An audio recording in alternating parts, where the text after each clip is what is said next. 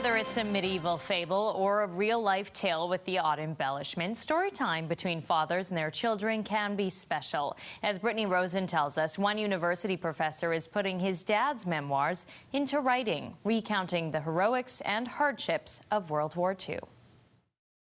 I think that most of the veterans just wanted to get on with a normal life. Those veterans included Professor Mark Cote's father. He served in the Royal Canadian Air Force during World War II. They didn't talk that much about their individual experience. So over the past decade, Cote has been digging and digging for more information about his father, Leonard Cote, who passed away when Mark was just 8 years old. I didn't know exactly what my father had gone through on his last flight when their aircraft was shot down. Cote didn't know much about those hard moments, the shot that led to Leonard getting captured, becoming a prisoner of war and facing uncertain survival. But with the help of books and the internet, Mark was able to connect with a pilot who had served with his father and many others who could give Mark a closer look behind his dad's story. Being able to talk to your father again, almost, and that's the way it felt. And in the midst of the search for his father's history, a biography was born.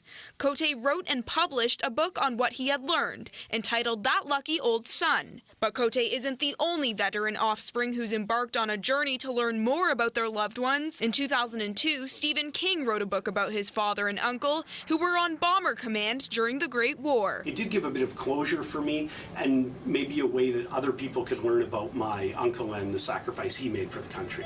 Cote and King met for the first time today, searching to preserve one's family history, something they and many others have in common, especially if a loved one served in the war.